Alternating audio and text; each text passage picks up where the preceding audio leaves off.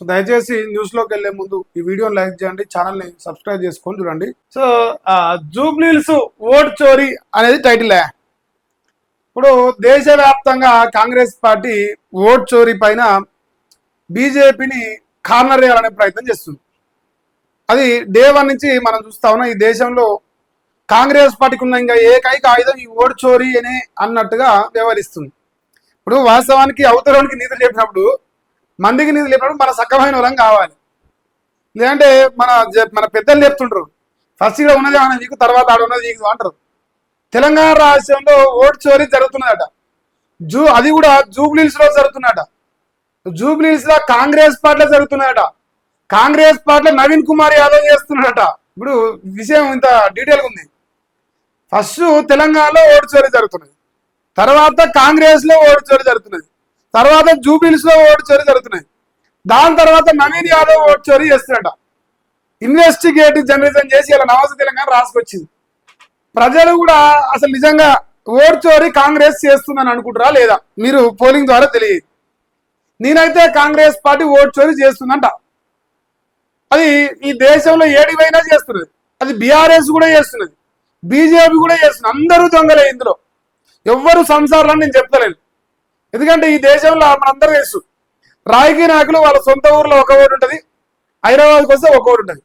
కాకపోతే నాకు సొంతలో తప్ప 2 లేవు. కానీ మా రేవంత్ అన్నకు కొండేడిపల్లి ఒక ఓటు ఉన్నది, కొడంగల్లో ఒక ఓటు ఉన్నది, జూబ్లీహిల్స్ లో ఒక ఓటు ఉన్నది, కేసీఆర్ కు ఎర్రబెల్లి పామోలు ఒకటి ఉన్నది, ఈడ హైదరాబాద్ లో ఒకటి ఉన్నది. ఇట్లా అందరూ రాజకీయ నాయకులు 2 ఓట్లు ఉంటాయి. అందరూ ఓట్ల దొంగలే.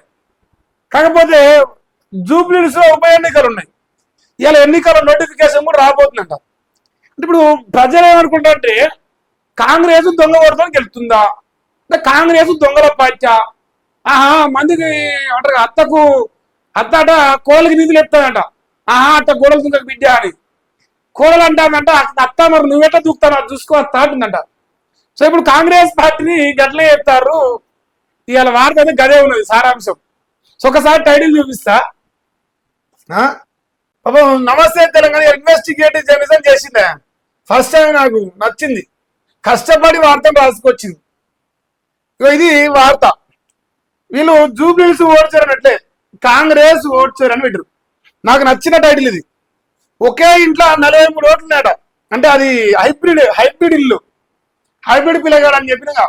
ఒకటే కులాలు, 2 కులాలు, 2 మతాలు, 2 జాతులు అన్నట్టు హైబ్రిడ్ పిల్లగాళ్ళకి ఇప్పుడు హైబ్రిడ్ ఇల్లు అనమాట ఇది.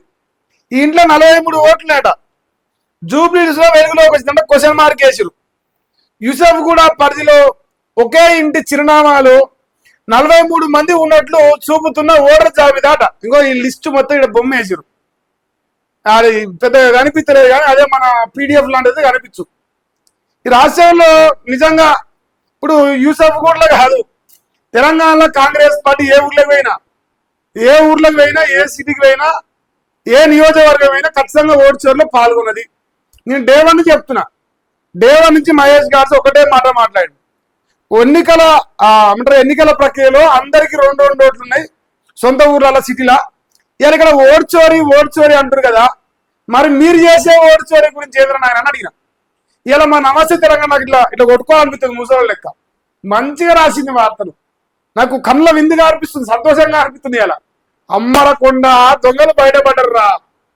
పట్టపగటీలు దొడ్డిదారుల దొంగోడు తెచ్చుకురు.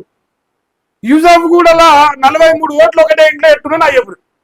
అది G+7, G+10, G+15. ఎన్ని ఫ్లోర్లు రేవంతనా ఓటు చోరీ. ఇప్పుడు మహేష్ కుమార్ గారు మాట్లాడాలి ఓటు చోరీ పైన. నీ ఎదురుస్తాను నిజంగా ఓటు చోరీ కోసం. కాంగ్రెస్ న్యాయమైన పోరాటం చేస్తాను. ఓనాడు కాంగ్రెస్ దేశంలో ఎట్టయితే దుర్మార్గంగా గుండు సున్నా వచ్చిన అడగాలు తీసుకొచ్చి ప్రధానమంత్రి చేసిరు, ఇలా మరి ఇప్పుడు ఇది ఏ రకంగా ఓటు చోరీ కాదో చెప్పాలి నాకు. ఒకటే ఇంట్లో 43 మంది పిల్లలు కనడా ఎవడన్నా నాకు చెప్పు. నాకు తెలిసి దేశంలో ఉంటాడు షాజహాను పోజగాను 16, 17 అన్నాడు. మరి సడన్ గా ఈ యూసఫ్ కూడా ఒకటే ఇంట్లో 43 మంది ఎట్టగన్నారో అది ఎట్లా సాధ్యం? ఇప్పుడు భార్యాభర్త లేరు, 41 మంది పిల్లలు లెక్క. 41 మంది పిల్లలు ఉంటారా? ఉనకన ఉత్తిరా ఈ భూమండలంలో లేదు. కాంగ్రెస్ అంటే మేము హైబ్రిడ్ పిల్లగాను, మేము 3 కులాలు, 3 మతాలు, 3 జాతులు, మా హైబ్రిడ్ మోడల్, మాకు 43 మంది ఉంటారు అని చెప్తారు. ఇక చూడరా ఏమంటాడు యూసఫ్ కూడా 246 బూతులు బట్టబయలు అయింది. ఆ 43 మందిలో 41 మంది అక్కడ ఉండరట, అసలు ఉండరంట. మనుషులు ఉండరట కానీ ఓట్లున్నాయి, మనుషులు ఉండరట కానీ ఓట్లున్నాయట. ఇంటి నెంబర్ 246 బూత్ అట, బూత్ నెంబర్ కూడా ఇచ్చిండు. ఆ బూత్ లిస్ట్ పట్టుకొచ్చుకుంటే బయటపడతాయి కదా నిజమేంది దొంగోడు దొరడని బయటపడుతుంది. ఇప్పుడు కాంగ్రెస్ పార్టీ సపోజ్ ఓ 41 ఓటుతో గెలిచింది అనుకుందాం, సపోజ్ అనుకుందాం 41 ఓటుతో రేపు జూబ్లీలో నవీన్ కుమార్ యాదవ్ గెలిచింది. ఇప్పుడు 41 ఓట్లు ఇవ్వ అంటే ఇప్పుడు దొంగ ఓటుతో గెలిచిన దొంగలు అన్నాడు. అప్పుడు రేపు అదే చెప్పాల్సి వస్తుంది. రేవంత్ అన్న మరి దీనికి ఏం సమాధానం చెప్తావు చూడాలి నువ్వు. తాజా ఓటర్ జాబితాలో భారీగా బోగస్ ఓట్లు ఉన్నాయి, వేల సంఖ్యలో ఫేక్ ఓట్లు ఉన్నట్టు అనుమానాలు ఉన్నాయి. నాకు ఇంకెక్కువ వస్తాయి. మా అన్న ఇంకే ముందే మందిని ముంచిన ముఖ్యమంత్రి సో చాలా పెద్ద తెలివి కాబట్టి ఇంకెక్కువ అనుమానాలు వస్తాయి నాకు. వేల సంఖ్యలో ఉన్నట్టు అనుమానాలు. నవీన్ యాదవ్ అనుచరుల చిరునామాతోనే ఎక్కువ ఉన్నాయట. ఇప్పుడు వాళ్ళు ఏమంటారంటే నవీన్ కుమార్ యాదవ్ కాంగ్రెస్ పార్టీ నిలబడ్డాడు, సో ఆయన అనుచరులతోనే ఎక్కువ ఉన్నాయి ఓట్లు, చిరునామా వాళ్ళ ఇంటి అడ్రస్ తోనే అంటున్నారు. మరి మాగంటి సునీత గారు, మాగంటి గోపినాథ్ కూడా ఏమైనా ఉన్నాయా లేవా అవి కూడా బయట పెడితే బాగుంటున్నాయి. అవి బయట పెట్టరు, ఎందుకంటే వీళ్ళు సత్యారిచ్చారు శుద్ధపూసలు. మా అంత మంచోళ్ళు దొరకరు. We are very good boys. ఎవరు సొక్కం కావాలంటారు, బీజేపీ సొక్కం కాదు. బీజేపీ ఓట్లలో కూడా దొంగ ఓట్లు ఉన్నాయి, బీఆర్ఎస్ ఓట్లు కూడా దొంగ ఓట్లు ఉన్నాయి, కానీ కాంగ్రెస్ ఓట్లు ఎక్కువ ఉన్నాయి, అది ఒప్పుకోవాలి. 2 ఓట్లు ఉన్నాయి కానీ అందరికి, నాకంటే లేకపోవచ్చు, అందరికి ఉండకుండా ఉండవు కదా.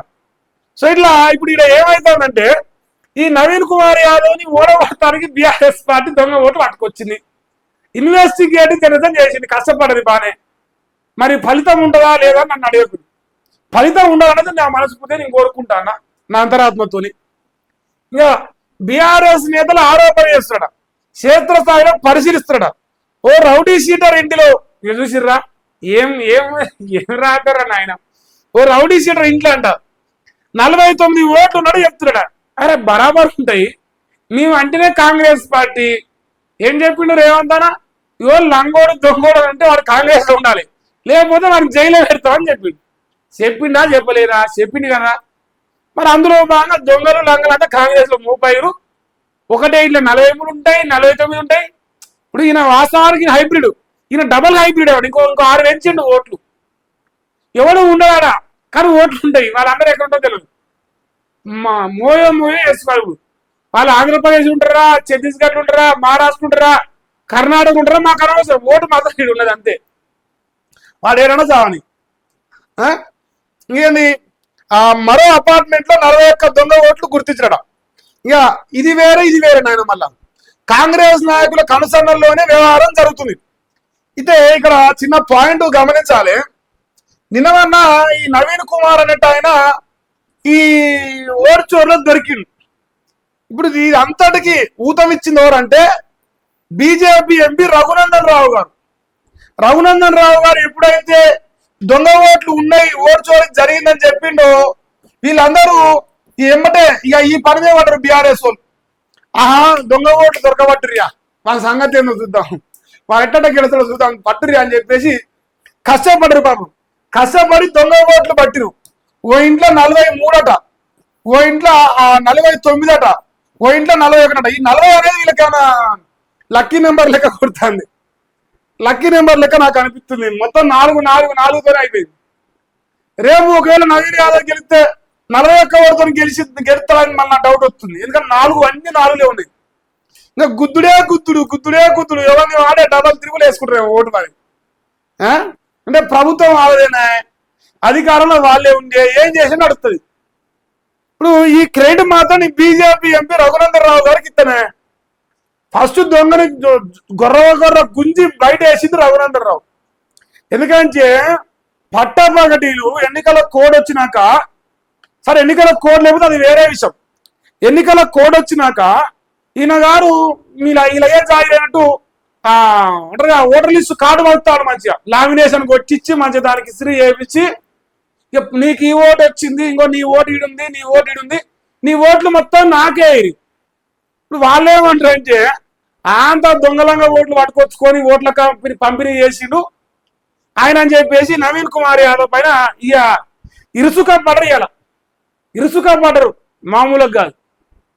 మరి ఇప్పుడు ఇలా నేనేమంటానంటే, ఇగో మీరు నిజంగా సంసారాలు అయితే, అది బీఆర్ఎస్ కానీ బీజేపీ కానీ నిజంగా సుఖమైన సంసారాలు అయితే, మీరు ఈ జూబ్లీహిల్స్ అసెంబ్లీలో ఎవరికి కూడా డబల్ ఓట్లు లేవు అంటే నాయకులకు. ఇప్పుడు జూబ్లీహిల్స్ అందరు నాయకులు ఉంటారు దాదాపుగా, కాంగ్రెస్ ఉంటారు, బీఆర్ఎస్ ఉంటారు, బీజేపీ ఉంటారు.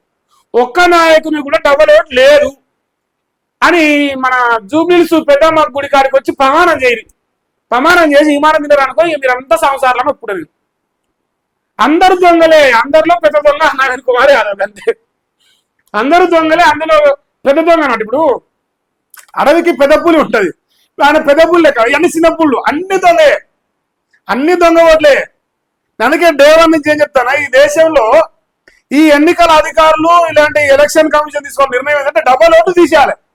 అది నేను డేవన్ నుంచి నేను మాట్లాడతాను. ఇవాళ రాజకీయ అవసరాల కోసం వాణి దొంగ ఓట్లున్నాయి, వీరి దొంగ ఓట్లున్నాయి, ఎవడు పద్ధతి కాదు. అందరూ పరమానందే పందికొక్కులే, అందరూ పరమానందే పందికొక్కులే, దోసుకొని దొంగలే. మరి నవీన్ కుమార్ యాదవ్ పెద్ద దొంగ లెక్క కనిపిస్తాను ఇక్కడ. ఇంకా ఇటీవల కార్డులను పంపిణీ చేసే కాంగ్రెస్ అభ్యర్థి క్రిమినల్ కేసు నమోదు చేసే ఎన్నికల అధికారులు క్రిమినల్ కేసు నమోదు చేసిరు, ఆయన అభ్యర్థిత్వం ప్రకటించారు. నేనేమన్నా, ఆయన ఓట్లు అంటారుగా ఓటర్ ఐడి కార్డులు పంచినందుకు ఆయనకు అర్హత నుంచి పక్కన జరపాలి, ఆయనకు అసలు అనర్హత ఇచ్చేసేయాలి, తద్వారా ఇంకా కొత్తోనికి అవకాశం దొరుకుతుంది, ఎన్నికల సంఘం ఆ చర్యలు తీసుకోవాలని చెప్పిన. అరే నవీన్ కుమార్ అంతే మంచోడు లేడు, ఇట్లాంటి మంచోడిని ఇంకింత పెంచి పోషించాలని చెప్పేసి పాపం మరి ఎన్నికల సంఘానికి కళ్ళు దొప్పినట్టున్నాయి. వాళ్ళు పోయి ఇప్పుడు ఆడ నిలబెట్టారు. ఇప్పుడు ఏం చేయమంటారు ఆయన? ఇప్పుడు ఏం చేయలేరు కదా, చాలా బాధ వాళ్ళకున్నది, వాళ్ళ కోసం వాళ్ళకున్నది, గెలవాలి, గెలవడం కోసం ఏదో ఒకటి నడిపిస్తారు. ఇప్పుడు ఇదే వార్తను ఈయన కూడా రాసిండ, ఏది న్యూస్ లైన్ శంకర్ కూడా రాసిండు, సేమ్ వార్తను రిపీట్ చేసిండు. ఇంకా వీళ్ళంటే రెండు ఒకటే కానీ వీఆర్ బెస్ట్ ఫ్రెండ్స్ అన్నట్టు నడుస్తుంది వాళ్ళ పేపర్లు. సో ఇక జూబ్లీహిల్స్ లో ఓట్ చోరీ, యూసఫ్గూడలో భారీగా నకిలీ ఓట్లు. ఇక దేశంలో ఓట్ చోరీ అంటూ రాహుల్ పర్యటనలు సొంత రాష్ట్రంలోనూ నకిలీ ఓట్లు ఉన్నాయి అనేది లెక్క. మరి రేవంత్ అన్న అమరాబాద్ నల్లవల్ల పులి నల్లమల్ల పిల్లి అయిపోయింది. ఇంకా పులి ఇప్పుడు మాట్లాడదు. ఇప్పుడు అసలు ఈ వార్త ఎక్కడ రాదు. ఆ ఓట్లు ఇప్పుడు దొంగ ఓట్లు, బోగస్ ఓట్లు పడతాయి. మరి ఎన్నికల సంఘానికి ఫిర్యాదు చేయరు నాయన, వార్త రాగా సరిపోదు. ఎన్నికల సంఘానికి ఫిర్యాదు చేసి ఇంకోటి ఇట్లా దొంగ ఓట్లు అని చెప్పురు. మరి మొత్తానికైతే ఇలా ఈ వార్త లేటెస్ట్ గా ప్రింట్ చేస్తావు. చూద్దాం మరి ఎన్నికల సంఘం ఇంకేమైనా డెసిషన్ తీసుకుంటుందా, మా రేవంత్ అన్న ఇంకేమైనా డెసిషన్ తీసుకుంటా, మనల్ని ఇంకా ఏమైనా పిచ్చోళ్ళని చేస్తా అనేది వేచి చూడాలి. వీళ్ళు అసలు ఈ వార్తనే కవర్ చేయరు, అసలు ఆ వార్త కవరే చేయరు వీళ్ళు, నీకు గ్యారెంటీ ఇస్తా. ఏమైనా ఉందా? ఇప్పుడు ఇది రేవంత్ వెలుగు, రేవంత్ దినదినాభివృద్ధి చెందాలి, ఎలుగాని ఇట్లా ఎలుగుతా ఉంటే వాళ్ళకి పైసలు వస్తాయి. జనం సంఖ్య రాకపోతే వాళ్ళకి వెళ్ళి